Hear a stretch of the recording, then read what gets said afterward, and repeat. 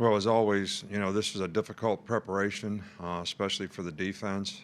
These fastball teams that really go fast and play high tempo is hard to simulate in practice, hard to get the players to respond.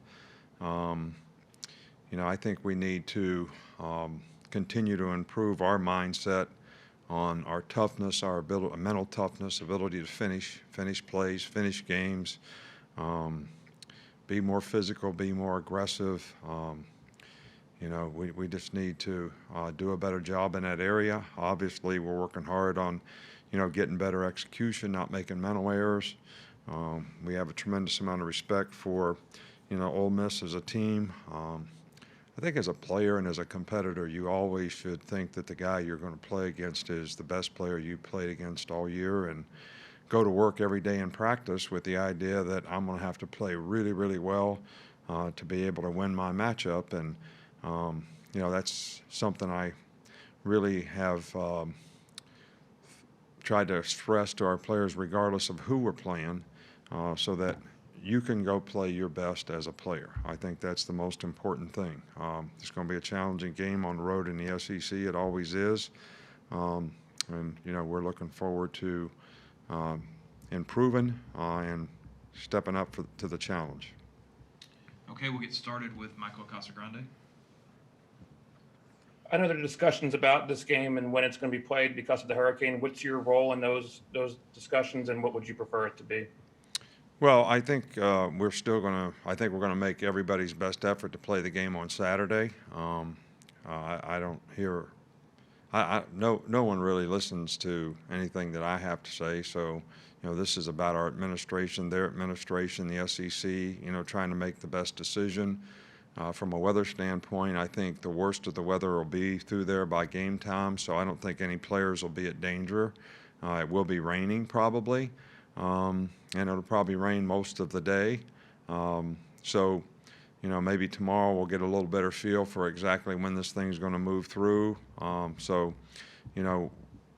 We've had discussions, but I think everybody's going to try to make sure we get to play the game on Saturday. Nobody's for sure what the best time to do that is. Okay, we'll go to Aaron Settles with The Athletic.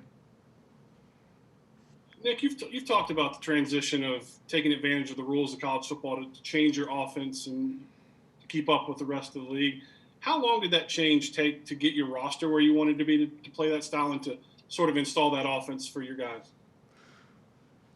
Well, I think once we started to do it, we made significant progress in doing it. I think when Jalen was here, we've always tried to do what the quarterback could do. So, when he was here, we sort of started this process and did what he could do, and he did a good job of that. And, of course, Tua could operate and do this stuff really, really well, and we had the right players to do it, really great skill guys outside. So I would say that we have made progress through the years, but obviously, the last 2 years have been really good for us. We'll go to Brett Hudson with the Tuscaloosa News. Coach, the way Ole Miss has used John Rice Plumlee, there's a lot of options for how they can use him. How do you kind of prepare for what they've shown of him on film and what they likely can do with him that they haven't shown yet? Yeah, well, I think you have to respect the guy because he's such a good athlete, but he also played quarterback a lot last year, and he's very capable of throwing the ball. So you can't really say he's just a wildcat guy when he's playing quarterback. They use him as a wide receiver. They use him as a running back. So, we just got to categorize him relative to what he's playing and try to play the plays. And he's a very capable guy and very good athlete, but we have to respect his ability to throw the ball because, we played against him last year, and he was very effective as a passer as well as, very athletic and very fast as a quarterback. So we have to respect that. We'll go to Tony Sakalas. You talked about your respect for Lane Kiffin. I just wanted to know, how much do you think he's progressed as a coach since his time at Alabama? Well, I can't really speculate on that. I think he's done a really good job. I made the statement that I always thought Lane would be a really, really good head coach, and I think he has been since then. But I know I haven't been around him to know exactly, although the product on the field that he's put out has been very good. in terms of the last couple of years where he's been a head coach, and certainly so far this year, they have played extremely well. Go to Charlie Potter. Coach, in the event that the game is played on Saturday, how much do you guys spend this week just preparing for things like playing with wet footballs and things like that to get the guys ready? Yeah, well, we did everything we did today was with a wet ball. So, you know, we did about half the practice yesterday, wet ball. Today, everybody that handled the ball, it was wet.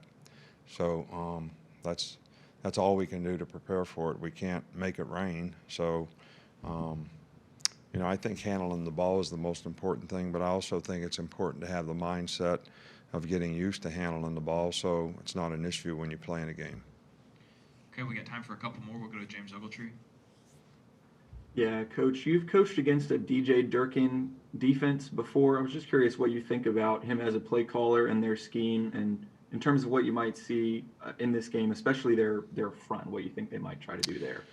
Well, you know, DJ's a really, really good coach. I've always had a tremendous amount of respect for him. I think he's done a great job wherever he's been.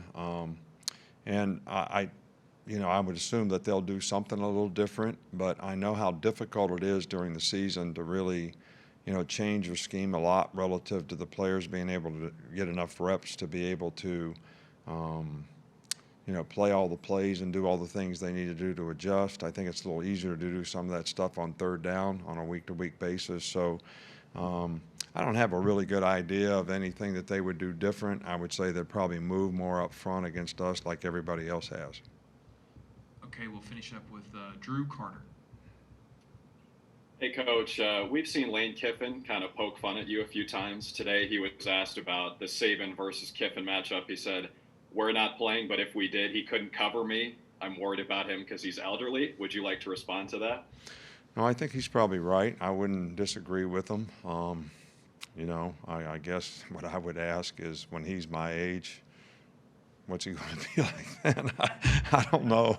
I mean, it's a little bit of a, you know, disadvantage to be, you know, my age and have had a hip replacement. But, you know, I still pride myself in my ability to cover. I just don't think I could cover him. All right, thanks, guys. Thanks, Coach. Thank you.